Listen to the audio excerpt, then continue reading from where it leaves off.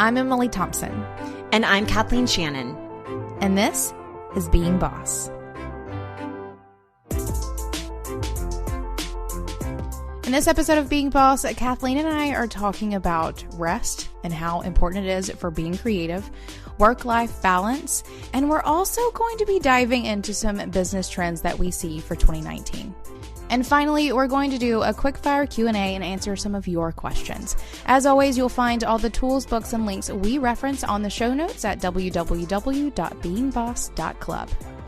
Bosses, I have 2 ways you can start making more money right now. 1, track and report your business expenses. Every dollar you spend on your business, from that new computer to that conference you went to attend, it needs to be written off as a tax deduction. 2, invoice your clients and get paid faster. Now, this may sound obvious, but even Emily once had a client who wasn't getting paid because she literally was not sending out her invoices. FreshBooks Cloud Accounting makes it easier to automatically track and deduct your business expenses. FreshBooks Cloud Accounting also makes it easier to invoice your clients so you can get paid faster. FreshBooks will even automate follow-ups for late payments. FreshBooks is the #1 accounting software in the cloud designed to make billing painless for small businesses and their teams. Today, over 10 million small businesses use FreshBooks to effortlessly send professional-looking invoices, organize expenses, and track their billable time. Try FreshBooks Cloud Accounting for free by going to freshbooks.com/beingboss and enter Being Boss in the How Did You Hear About Us section. How you doing, Kathleen? You know what? I've been struggling with some insomnia again. Girl, why are you doing that? I don't know. And as much as I'm like, I'm chill, I'm cool, I get shingles, I get insomnia. I know that last night for sure I was thinking a lot about money and numbers. Sometimes whenever I just need to freak out about something, like whenever I have anxiety just floating around, it likes to find something to attach itself to. And so, with the beginning of the year, we've been doing a lot of CEO Day Kit kind of exercises and really digging into the money and just business model. And I was running some numbers and I think it was stressing me out. So I finished a book that we're going to be talking about today, and I downloaded the book Circe. Have you heard about this book? I have heard about this book. Were you a Greek nerd whenever you were a kid? Yeah, I feel like, of course I was. I knew that you were into Egypt, like ancient all Egypt. of them. All of the ancient cultures, I was in there. I was not. So I almost feel like I need to download some sort of family tree while I'm reading this book to see how people are related in that context that I don't know anything about. But anyway, so I'm excited to go from reading a very businessy book that we'll talk about today. And now I'm reading a nice fictional book. Good. I love a good piece of fiction. Though I will tell you, it's like the business books that always put me to sleep. Right. But anyway, I don't know. I don't know what I need to do. I guess I just need to do a little bit more meditation, a little bit more chilling out before I go to bed. Right. I think it's interesting that you, like, all of your anxiety and things manifest not during the daylight hours, but in the middle of the night. In the middle of the night. You'll be fine. You'll see yourself to the other side of this. It'll be great. You'll be good. Well, while you're not sleeping, it's funny. I've been running lots of numbers, doing lots of spreadsheets and things too. And I'm sleeping, but I'm definitely finding myself waking up in the morning feeling like I've done nothing but math all night in my head, which is a little bit disconcerting. I'm waking up a little more tired than I would like. But I'm also spending my days in my inbox a whole lot at the moment. So I'm doing a sales cycle for my mastermind group, and it's some of the hardest work that I do, or some of the most like time intensive, focused, very different kind of work that I have to do every couple of months. And whether it's for a mastermind group or, if we're doing a CEO Day Kit push, though that's not quite the same level, or selling the New Orleans vacation. Sales cycles are hard. They're super difficult, and you have to really be on for every conversation that you have. I'm having, sometimes 3-4 sales calls a day, being super chipper for every one of them. it's hard work. It's hard work. You know what's funny about sales calls I've found is that whenever I'm in them, it's fine. And I genuinely love it. Like, Same. I genuinely Yep. love talking to creative entrepreneurs, and whether or not they buy, I like to be able to give them a little bit of something that will help them moving forward, or letting them know when they're the best fit for hiring me so that they have something to almost work toward if it's not a good fit yet. But I always feel energized after those conversations. Well, I might crash like 30 minutes after the conversation. Exactly. Like, I'm like in it, super high, excited, get off of it, loving it. And then 30 minutes later, I need a nap real bad. But then there's like 40 other follow-up emails that I need to send, or whatever it may be. So I'm right there with you. I love them too. I love getting on them and talking to creatives, but it is very energetically draining to do it. So I'm just in the middle of one of those cycles where I'm using up lots of like personal energy throughout the day. And then working numbers in my head in the middle of the night. All right, let's dive into this book that we've both been reading. As it often happens with the two of us, one of us will pick up a book, start reading it, and at least it's my case, I will bug the hell out of you until you read the book. This is interesting is that I always read the books that you tell me to read, and you never read the books that I tell you to read. That's probably true. That's probably true. Because no one listens to me. Because I'm a little sister. No one ever listens to me. Oh, poor Kathleen. Okay, so we have been reading this book called Rest. The book is called Rest, Why You Get More Done When You Work Less by Alex Sujung Kim Ping. And we'll include a link to that in our show notes for sure. I enjoyed this one. I got a little bit out of it. And just to give you all a summary of it, it's a little bit about successful creatives in history who have dedicated their lives to their work, but they don't dedicate all of their time to their work, which is kind of interesting. Such a big thing to note. And it really talks about how rest is a deliberate skill that doesn't take time away from your work, but actually enhances and supplements your work. And finally, this book is about keeping you from burning out. Right. This is what really hit home for me, because I think we both found ourselves really like mid last year feeling some burnout hardcore, but like needing to finish our year, but being more intentional as we were finishing out the year, and then really taking some time at the end of the year, which is when I picked this book up and started reading it.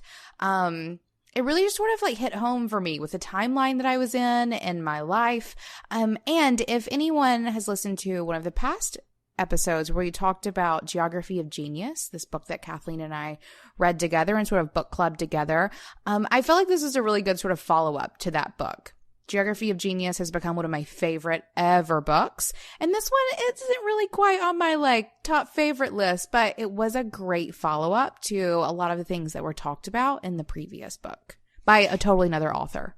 Just so yeah, you know. I also read Atomic Habits, and I felt like a lot of what was talked about in that book as far as building up some of the habits that you might need in order to practice deliberate rest, which we'll be talking about, is really helpful.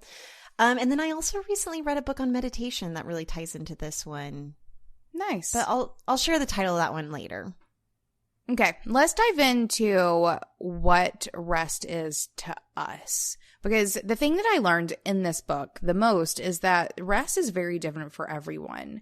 And there are a couple of things that you can do that is or can be restful, but you have to find the ones that are going to be the most helpful to you. So Kathleen, what does rest mean to you?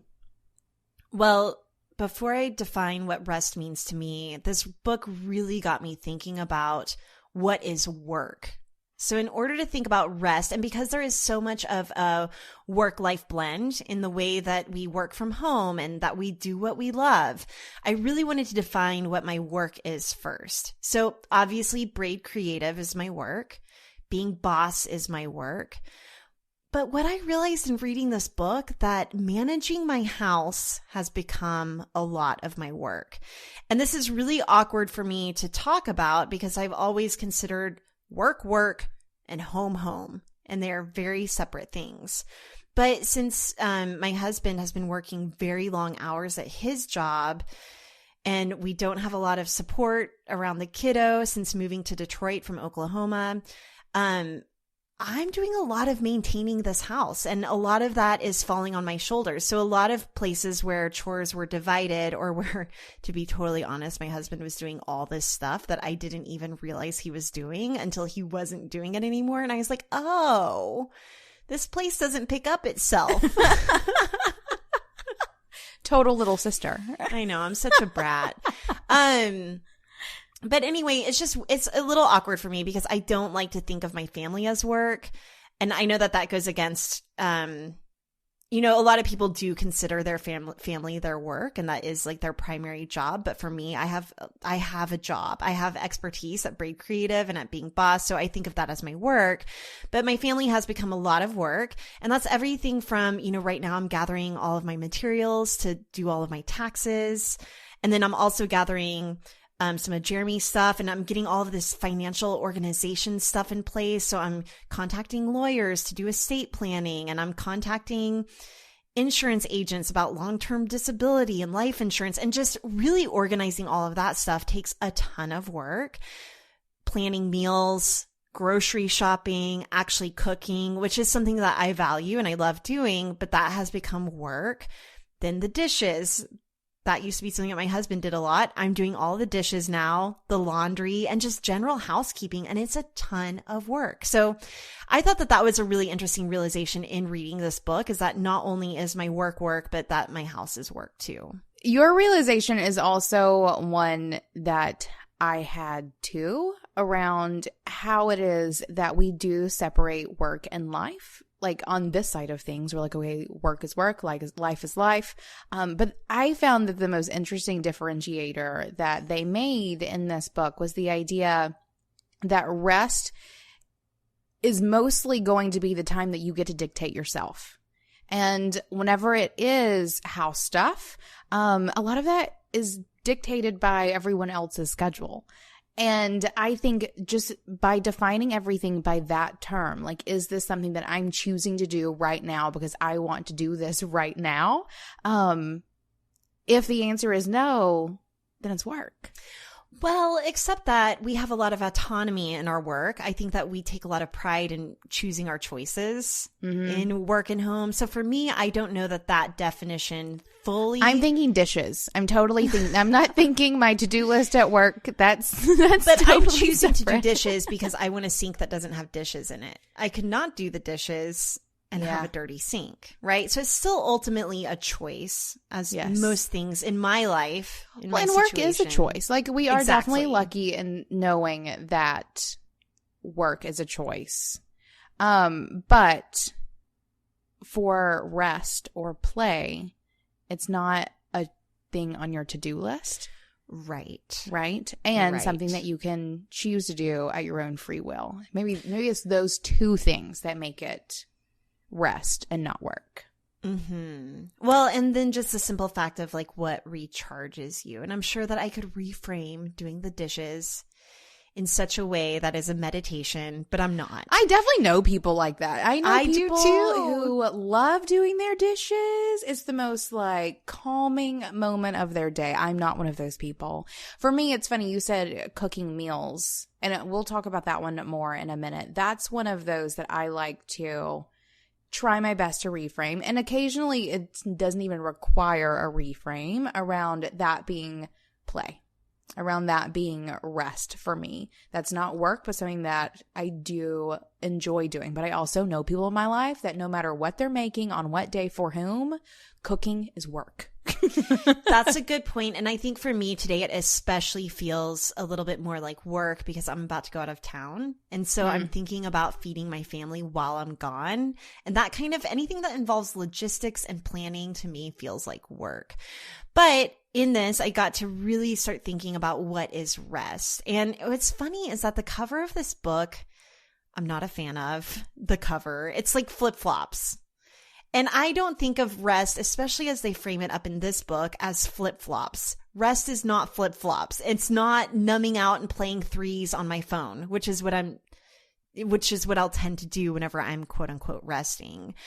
So upon reading this book, I'm realizing that the most recharging rest that I partake in already, something that I already do that this book suggests are the long walks that I get in almost daily.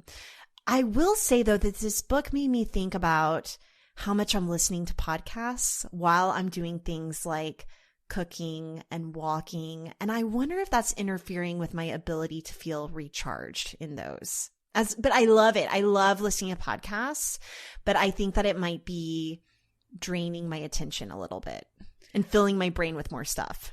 I've been thinking about that for you because we've talked, so I tell you to read books. You tell me to listen to podcasts and I don't. That is definitely fact. And it's because whenever I am doing things like grocery shopping or walking, especially, like I don't want anything in my head.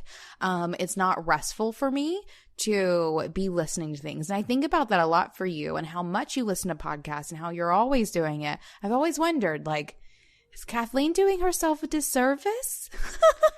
Well, and I don't know. Everyone's different. Right. Different. I think yes and no. So as we've been talking about our planners, one of the things I'm trying to do is track which podcasts I'm listening to get more intentional about active listening.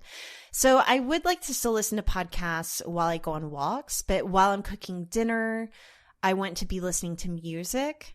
Mm-hmm. And then while I'm grocery shopping, listening to nothing. And then even sometimes while I'm driving to the gym or wherever, also listening to nothing. I love sitting in the sauna for 10 to 20 minutes a day. That's where I can really practice meditating. And it's so easy to pop in my earbuds in the sauna to help make the time go by faster because it does get really hot.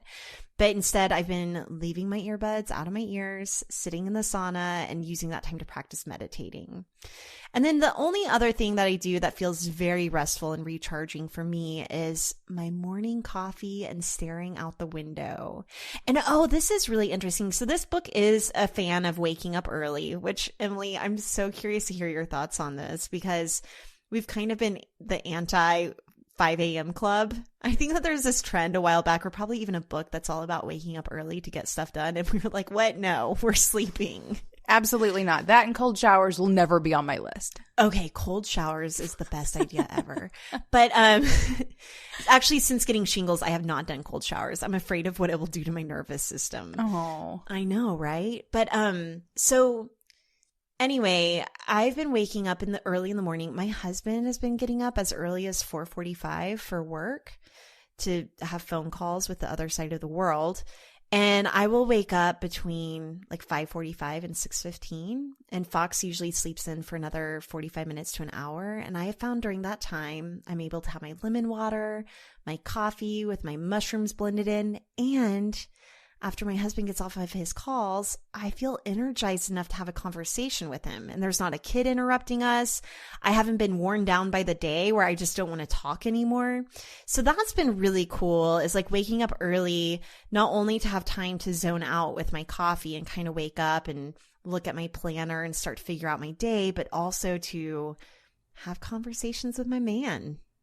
I love it. I love it. I love that this has prompted you to rethink about some things and how it is that you categorize work and rest and how it is you're showing up to rest. Okay, but what about you? How do you define rest? Naps. It's funny. Someone called me out recently because I'm always talking about naps. They were like, do you take naps often? I was like, I never nap. Literally never nap. That's not something that I do. But you love the idea of it. I love the idea of napping, but the practice just doesn't really seem to fit into my life right now. And it's this fine. Book talks about napping. There's a whole chapter on napping. And that was the one that was least inspiring to me. So as much as I talk about napping, I don't even want to nap. It's fine. It's fine. I'll do other things. So for me, my lazy weekends are like picking one day at least every other week that can be pretty veg out, where I'm not expected to get out of bed early. I can go to bed as early as I want. I could stay in my PJs all day if I wanted to. Minimal errands. It's not quite like lazy day, like mandatory lazy day, which is something we talk about in the Being Boss book, where, you know, I'm not going to cook or even like go for a walk or anything. I'm just going to legit veg out. But something that's really low. I have very few requirements for my day. I like to have one of those every 2 weeks as much as possible, or at least every 2 weeks, if that makes sense. So a lazy day on the weekend is very restful for me. I go so hard during the week that I find that I really need those occasional recharge days to just rest. I've also found gardening insanely therapeutic. Like if I just need to get away from work, I love to go out into the garden and just weed a flower bed, which I know is the most grandmother thing that anyone could maybe ever say, but fact. I find gardening and just being with plants and my hands in the dirt and those sorts of things to be something that is very recharging for me. And then also long walks. I love walking around our neighborhood. I even tried walking downtown recently. I almost got hit by a car. That wasn't fun. I like walking a lot. I wish it was easier for me to walk longer distances where I live now. But I can walk around in circles. That's fine. I'll do some more of that. There you go. Right. And then what about waking up early? Because I think that you've been experimenting with this. How do you feel that Sorry, I feel like we're bouncing between topics a little bit, but this book does talk about rest and this deliberate rest that we're explaining here, like gardening and going for long walks. And I've even realized that some of the things that I've been craving myself, like painting again, or mixing in more yoga with my harder workouts, or even my workouts themselves, are kind of an act of deliberate rest. And I think that your body will crave, just like your body craves food that you need for nutrients that you're lacking, I think that your soul can also crave the things that will recharge you, even if some of it seems like work, which we've kind of been talking about. But I want to talk a little bit about this waking up early aspect, because the book really digs into that a little bit. Right. Are you waking up early? What's your experience with it? I am. And I even want to preface this with, the book is called Rest, and it's definitely talking about rest. But what it's actually talking about is cultivating creativity. Like, that is really what this book is about. It's about setting up your life in a way so that whenever you are showing up to be creative, you can be as creative as possible because you've shown up to rest so that the creativity can like gestate, basically. So one of the things I've got one more book I need to recommend while we're talking about this, because there is a book that I read a while back ago that reminds me a lot of this book. It would be very supplementary to this, is Daily Rituals, How Artists Work.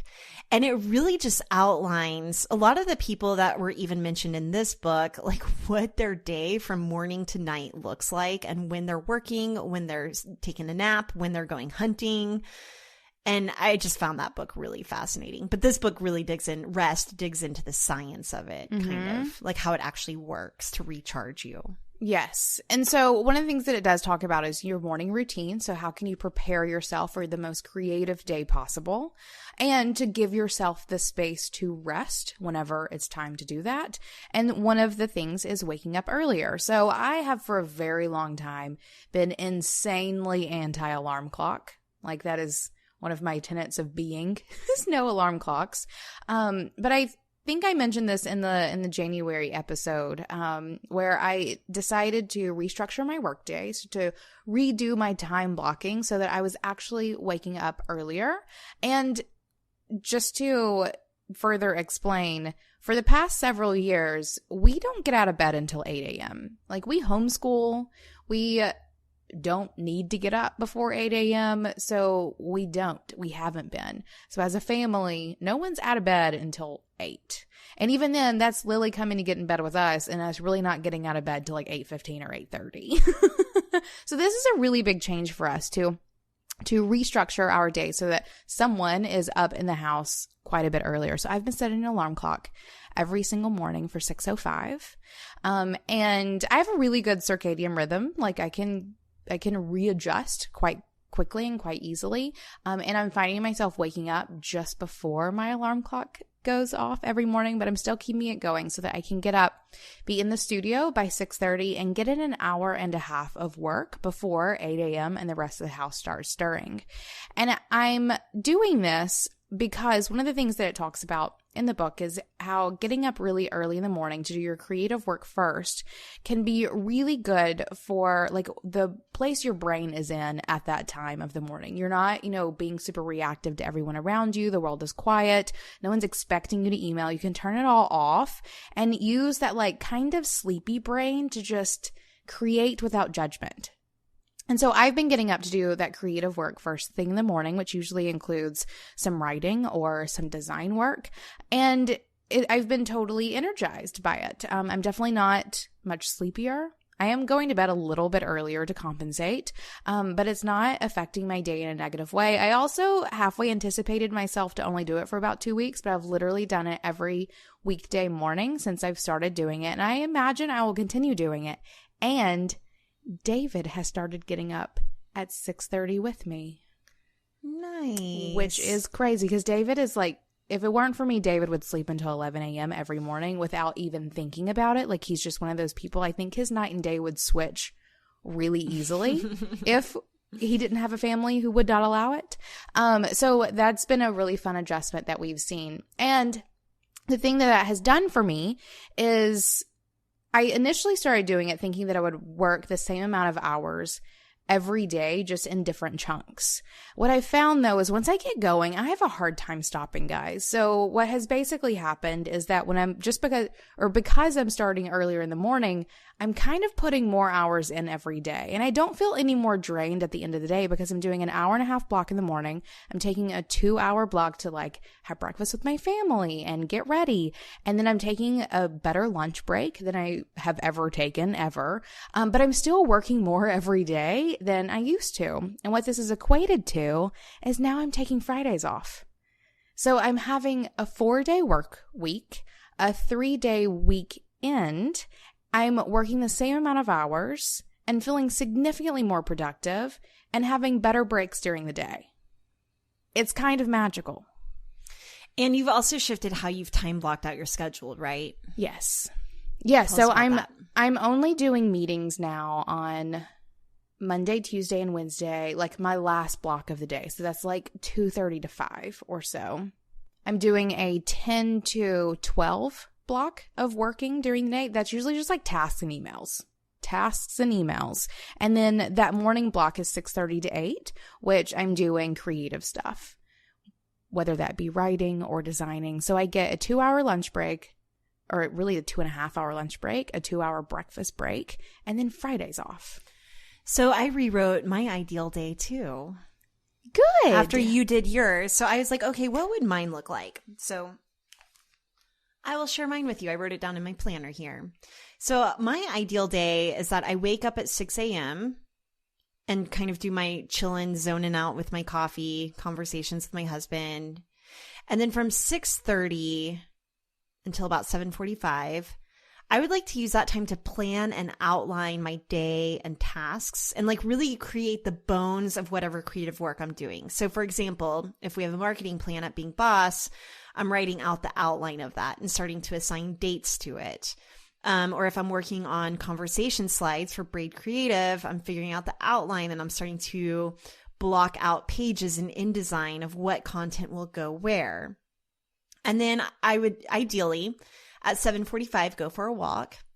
And then at 8:30, I put down that I would work for that hour and a half chunk because we have found intuitively, and then this book confirmed it, that 90-minute chunks are really good. Like at 90 minutes, if you're putting your all in at 90 minutes, you're exhausted. I do not find this to be true for myself. I could literally put in my all for 5.5 hours and be fine. That blows Which my mind. is why I have to time block, because if I did that for 5 days in a row, I would have an issue. But I don't need to live by the 90-minute rule. Just throwing that out there. So at this point, I'm getting almost a couple of hours of work in, which I haven't been doing. Like typically lately, I've been doing coffee and then going straight to working out. So I'm kind of missing that most creative, dreamy space in my day where I'm not yet affected by demands of my inbox or, even like Slack requests or chats. Not that any of those things are bad. They're just the kinds of things that come up and can distract someone who is the CEO of their business. And that's something that this book really highlighted to me, is that whenever you aren't just the creative in your business, but the CEO in your business, there's a lot of stuff that comes your way. And the nature of the role is a little bit more reactive than creative. So really carving out 2 hours at the beginning of my day to be creative again is really helpful. And then I've got my workout and lunch happening basically at the same time that it does now. It's moved forward a little bit from 10 to 12.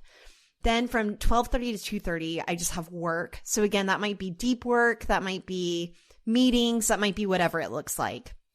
And then from 2:30 to 4, I put tasks and correspondence because that's the kind of vintagey term that they're using in this book. That. I put in parentheses emails. And then out to the side, I wrote, you've got your meeting blocks. Mm-hmm. You know, I think that for me, that's not entirely feasible just between Braid and being boss and whatever. So what I would love is that I have 1 to 2 meetings max 3 days a week. So in a week, the max amount of meetings I ever have are 6 meetings. My schedule's been real aired out lately, and I'm liking it. Let me count how many meetings I have on my list this week. You're in a sales cycle, so that doesn't entirely count. I'm 14. You're in the middle of a launch phase. That does not count. 1 to 3 sounds great. Right. And I think that's really important, though, identifying meetings as work. And I think we can both agree that meetings are some of the most energetically draining parts of work. And like, they're fun and we love doing them. But a day full of meetings for me, and that's why I had to put it at the very end of my day, I'm not getting anything else done. Like, it doesn't matter how long I'm sitting at this computer. There is no more productivity after I have one good, long, like, hardcore meeting or 2 meetings done. See, that's funny because usually my meetings then give me action steps to do next. So let's say we have a Being Boss management meeting. If I have a little chunk to work after that, I can start hashing out some of the tasks and to-dos that we identified in that meeting. Yeah. Then at the very end of my day, after the emails and the busy work, I have from 4 to 5, go for another walk. That's a really good way to just decompress and get my mind out of work. And then I put from 5 to 6, I actually time blocked out doing house stuff. So from 5 to 6, I might be cooking dinner. I might be just picking up the house, doing all that stuff I was talking about earlier that I now do like a grown-ass woman. Right. And if anyone wants to do an ideal day for themselves, we have a handy little worksheet that we'll stick over in the show notes at beingboss.club if you'd like to go download that and check that out. This is one of those tools that Kathleen and I come back to, obviously, over and over again, because every season of your life and business, I think, requires a different way for you to show up. And I like to change things up like this whenever I'm looking for a higher level of productivity, or whenever I'm looking for change, because you can't expect change whenever you're doing the same shit every day. But if you're really changing up how you're showing up to every single day, then something's going to change for sure. All right. So we've talked about all this. I want to talk a little bit about why rest is important and what we really learned about the importance of rest from this book. Let's do it. My favorite thing about this is just illustrating how required it is for you to give your body and mind time to recharge. It really looks at the effects on rest on your work, which is important. The thing, I've explained this book to a couple people, and the thing that I always say is you hear about Malcolm Gladwell's 10,000 hours to be an expert. And one of the things he talks about in this book is the thing he doesn't talk about is like the 12,500 hours of rest and the 30,000 hours of sleep that it takes for you to do those 10,000 hours of work to be an expert. And I think that that's such an important piece of the puzzle that's not given as much weight. It made me look at how rest plays into work like sleep does on your day. And that if you're not resting but working, you can have like a rest deficit. Like you owe yourself rest. And when you're not meeting that quota of rest, that's when burnout happens. Like you can almost look at it as like math. We're like, if you are working X number of hours, you have to be resting X or Y number of hours in order for you to make up the energy that you're expending on that work. And if you don't do that, your work will suffer. And at some point you will burn out. And then after burnout is like a nervous breakdown. And so that was really huge for me to give me that, like, I just need math. Give me that mindset shift around understanding that if I'm doing the work, I also have to rest so that I can show up and do the work tomorrow too. 100%. One of the takeaways I really loved about why rest is important is because it allows your subconscious to work on problems. So it's that thing where you think of an idea in the shower whenever you're not thinking about the problem. But I really thought, you know, that phrase that life coaches love to use, which is to get out of your own way. Mm-hmm. Get out of your own way. I don't know what that means, but this book helped me figure out what that means in the terms of rest. Like rest is a way to stop revving the engine or spinning your wheels and to go for a walk. And it kind of gets your brain out of its own way where you're not thinking about the problem anymore, but your brain, and it talks about this in the book from like a neuroscience standpoint, how your brain isn't done thinking about the problem though. It's just allowing your subconscious to take over and solve the problem for you, which is probably why we're dreaming about spreadsheets at night. Yeah, for sure. I've injected that into my subconscious. Right. I think one of my favorite things that I took away from this was the idea of deep play, because I'm one of those people who has a hard time, like I have a really hard time vegging out in front of the television. Like I almost physically can't do it. Like it has to be a special night for me to be able to sit in front of a TV. I have to be somewhat busy. And I found that if I'm sitting in front of the television with like a crochet project in my hand, like because my hands are busy, I can sit there and watch television. And I always felt kind of guilty about that because I felt like that wasn't really resting. But the thing that they present with this idea of deep play is that by you doing something else, by you engaging in something else, the part of your brain that you were working can rest so that the other part can go do the thing that you're doing. And it equates to the same thing. And another thing that it points out is that good deep play, the kind that's really rejuvenating and allows you to rest in that way, is also supposed to be something that you're great at or that you become great at. This idea of achieving mastery at this other thing. And so for me, it kind of gave me permission to crochet while I watch television because I can't sit there. And I found this over my holiday break, especially where I didn't want to rest like in that way anymore. I wanted to go for hikes and do these things. So it really gave me a way of redefining what rest was, but really encouraging me also to think about the things that I love doing as rest. So like we were talking about earlier with this idea of cooking. Cooking is one of those things that I love, being in the kitchen. I love it when I'm making really great things. It's definitely something that I strive for mastery whenever I'm cooking, especially some of my favorite things to cook. And when I'm doing it well, it's definitely insanely energizing and feels like a form of rest to me. So I love that they presented this, or I love that he presented this idea of deep play so that I could have permission to not veg out in front of the television. Basically. Bosses, we know the struggles of shipping. It can be complex. With the uncertainty over cost and deciding which carrier to use, plus tracking your packages, things at best can get confusing. But now there's a better way to ship. SendPro Online by Pitney Bowes. With SendPro Online, it's easy to save time and money no matter what you send, from letters and packages to overnights and flats, and you'll always get the rate that's best for you.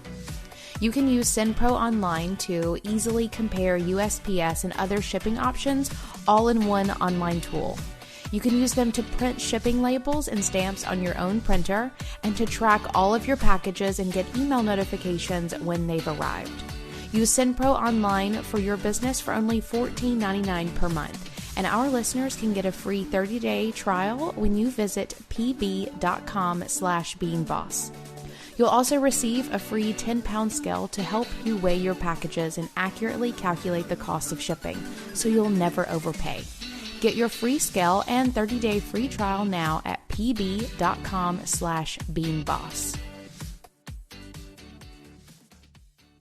All right, Emily, we're a little bit late on this topic, which is business trends for 2019. You know how people like to say, here are my predictions for the next year. And I don't think that we can see into a crystal ball by any means, but Emily can.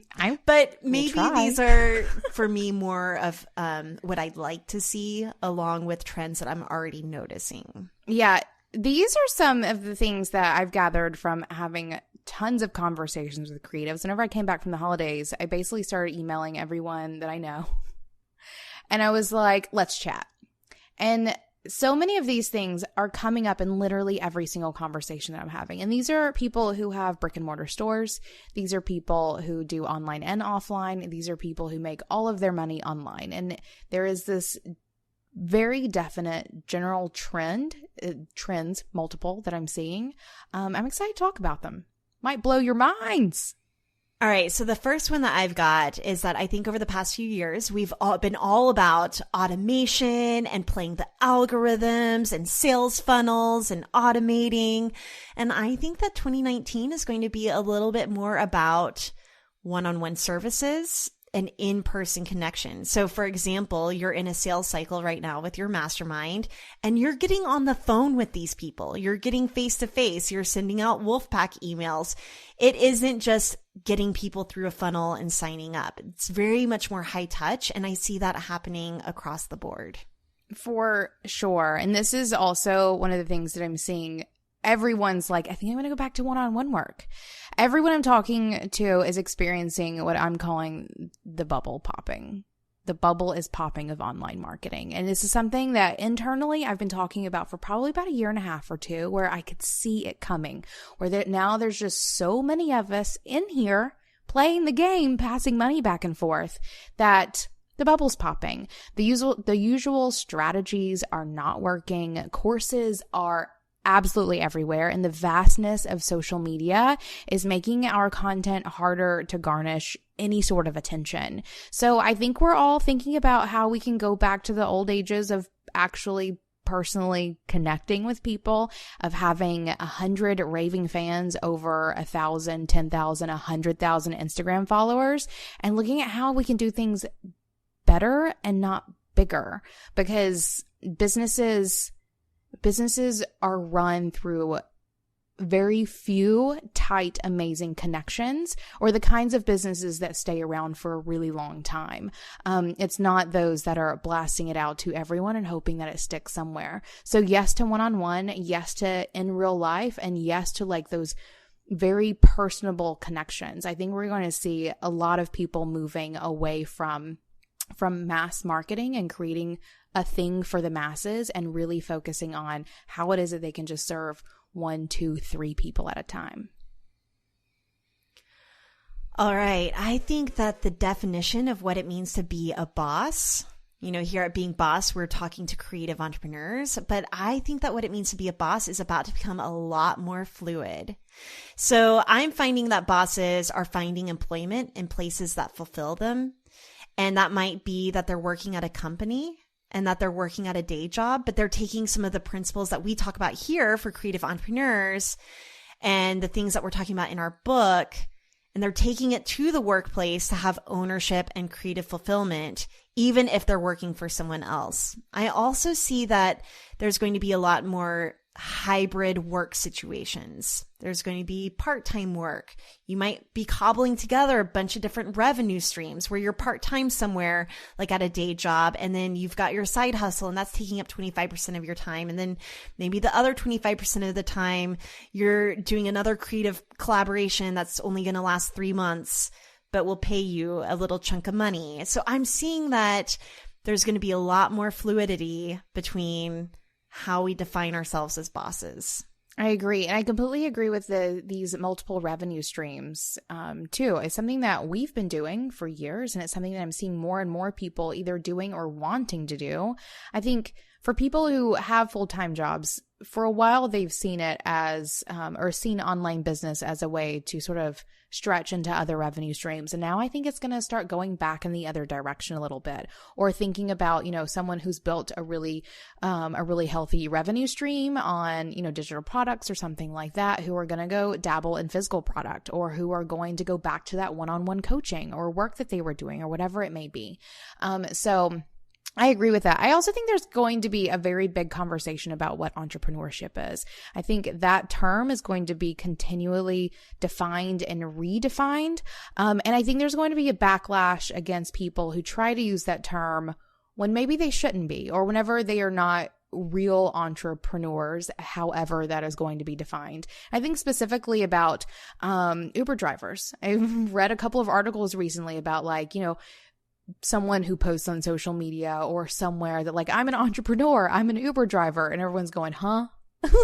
What?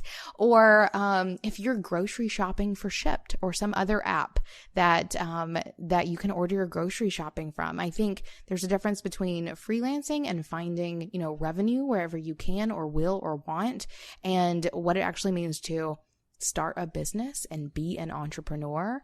I think that's going to be a big conversation that will continue being had. Yeah. And I don't doubt that there are Uber drivers who are entrepreneurs. Again, it's that hybrid where driving Uber might be helping you pay the bills while you're getting the other thing off the ground. Right. But I don't think that's what you were talking about. Right. I'm talking because they feel like they're working for themselves. And I also see this, we get lots of emails or have got lots of conversations about people who are in MLMs. If you are working for another business's structure, you are a contractor or an employee much more than you are an entrepreneur. Yeah. And if you're working for a business structure that's broken, then it's definitely not entrepreneurial. Yeah. That's definitely. As far as I'll go into MLMs. Okay. One thing that I'm really hoping to see moving forward is a focus on craft. I mean, we get so many questions about how do I monetize a podcast? How do I monetize a blog? How do I quit my job and start rolling in the money? We get a lot of coaches happening. And I think that there's going to be a backlash. I think that it isn't just about becoming popular or gathering a following. And I'm not saying that coaching is bad or wrong. I think that we need coaches and consultants and mentors to help us get us to the next level. I certainly do all the time. But I do think that the market of podcasting and blogging and coaching is becoming so saturated that credentials, experience, expertise, and great content is what's going to make you successful. And so for me, whenever I think about focusing on my craft, I think about whenever I first started as an entrepreneur, my goal, and really a freelancer, my goal was just to be a really badass graphic designer and to just practice writing on my blog every day and to see what happened. The goal was to create good work, not to just make a ton of money. And so I think that I hope to see a focus on the craft again. I hope to see people really focusing on becoming amazing photographers or becoming really incredible coaches or making things with their hands, right? It's not just about winning a popularity contest, which I kind of feel like that bubble of online marketing has become a little bit. Absolutely. It's not about who is running the best business that can give you the best advice. It's who was able to grow the biggest Instagram following, as if that's a, real measure of how good of a business person you are or whatever it may be. And I also want to say that Kathleen and I are saying this because we're both walking the walk. We're not just sitting here spilling platitudes and angry trends by any means. This is something we see from talking to all the business owners that we know, being in the online world, but also working in our own individual businesses and having conversations outside of the podcast as well, where as a local maker now, I'm having conversations with brick and mortar stores, and they're seeing the influx of people who started out as like a great, let's say, flower grower who got caught up in the online marketing thing and stopped producing a great product, so that they're not carrying their product anymore, where people are getting distracted by the shiny flashiness of social media marketing or, creating a blog or whatever, that they're forgetting to focus on the thing that they are here to do. I think I mentioned this in one of the Making a Business podcasts, where I'm not here to be a social media marketer. I'm here to make and curate products. And I think the more that we can all go back and remember that, the more we'll be able to do and make, and the stronger our businesses will be. Yeah, and I get nervous even saying this because I don't want anyone to feel like I don't get nervous saying this because I'm seeing too many people getting caught up in wanting to grow their Instagram account or to monetize a podcast. And what I'm really trying to say is that's not what it's about. It's about the content. It's about what you're actually doing. And even for us at Being Boss, our full-time jobs became talking about business, so much so that we weren't able to be in our own businesses anymore. It got very meta, and we were both craving something more real. So my business is actually branding and marketing and advertising, but I want to be doing it for other businesses. I want to be doing it for other people who need that expertise, that graphic design, that positioning statement, that help to make it real for them. And so I wanted to get my hands back into pushing pixels and doing design work because that's the craft that I really care the most about, right? Is like how things look. And it makes me feel like I'm doing something. And this is for anyone, like whatever craft it is that you want to be doing. But for me, it makes me feel like I'm actually doing something, like I'm working on the work. Yeah, I mean, if I look at 3 hours that I spend writing social media content versus 3 hours that I spend, making product or making choices for our next like season of curation, or even like coaching my mastermind clients or whatever it is, I'm definitely much more fulfilled when I'm doing any of those other things and not the social media, or whatever it may be, I think the internet has given us lots of flashy things that have worked for a lot of people. But I think the bubble is bursting, guys. I totally think it's here, and I think it's happening. And I think that the ones who are left are the ones who make an impact in a way that is not just using the internet to make money. All right. I don't know why I feel nervous talking about that one, but probably because it's close to home. Address your emails to me if you have beef. I think it's just close to home for the both of us. We treaded that water too. We did tread that water, and we made a different choice. And we're better at doing this, like here talking about this now, because we run our own businesses and help other creatives in really tangible ways. So it hits close to home, but only because we faced it and we made a choice. So the final thing that I'm really seeing is more diversity and inclusion. And this has been a trend that is a totally worthy one, and one that I'm so excited to be seeing. And I see that more companies, as it's really genuinely being embraced, it's also, I just love it. I love seeing it in the world. I love seeing more people being reflected. But where I really see this changing businesses in a really nuanced way, and sometimes maybe in a really big way, is less gendered marketing. So I think that as the world becomes more fluid and inclusive, so will our brands. And so an example of this is that we end up as Being Boss on a lot of lists that are like podcasts for women, or like the Being Boss podcast is by women for women. And I'm just using us as an example because it's really easy to see, because never once in any of our marketing have we said Being Boss is for women.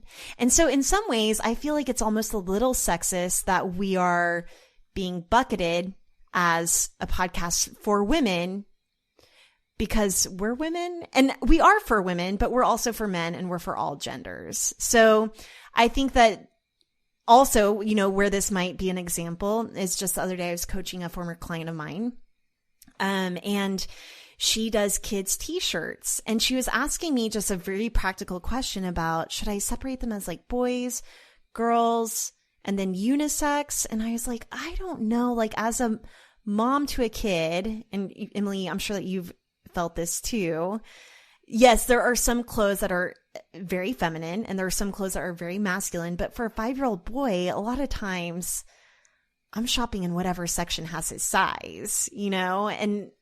And so I was like, I wonder how that's going to affect even the way that we categorize clothing, for example. And I think that could be a very big change. Like imagine if you went into Target and there wasn't the women's section and the men's section, but there was just clothes. And I don't know how that would work. That seems like a thing to solve. That this is what's going to give me insomnia tonight. That's a good thing about all night, right? I mean, at Almanac this past holiday season, I at one point considered doing his and hers like gift guides. Once I got to thinking about it, like the things that I would put in his, I would buy, and the things that I would put in hers, David would definitely buy. Like it's definitely very fluid, or has become very fluid. But I will say on the other side of this, I think for every bit of fluidity that we gain, we get just as much polarization.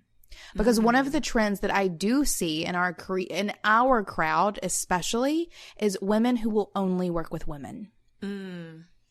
People who are running businesses that are focused on a single gender, period, and are definitely not for anyone who falls outside of that, or especially anyone who falls on the other end of the spectrum, we'll say.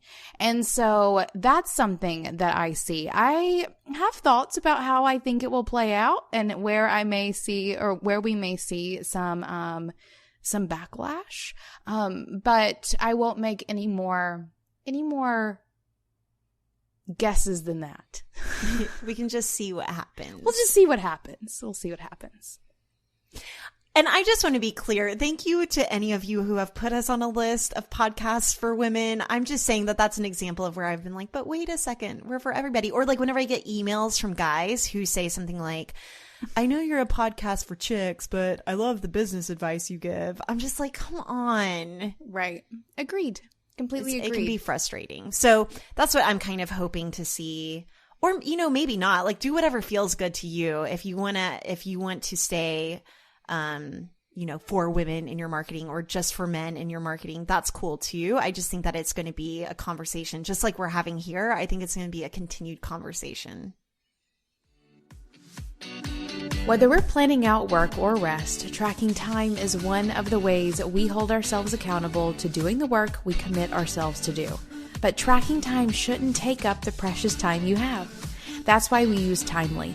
It's time tracking software that automatically tracks all the activity and time you spend on your projects while you work. No more lost time by forgetting to hit the start button, and get fast and easy reporting that ensures you're showing up to do the work you're here to do. Timely, for those who trade in time. Start your free 14-day trial and get 10% off your first year by going to www.timelyapp.com/beingboss. All right, now we're going to do some quick fire Q&A, which is basically my favorite thing ever. We've been asking you all for your questions, and you've been sending them to us in direct message on Instagram, and we love it. So we're just going to quick fire answer a couple of your questions. So quick fire question number 1. What's the best advice you have for planning work and life when you're working moms? What's funny is my kids' schedule comes first. Period. So start with your kid's schedule, but also we try to time block Lily's schedule just like we do ours. Like we know what she's doing, and you know, I homeschool, so she's literally with us all the time. So we think about what's on her schedule, and then we schedule everything around it.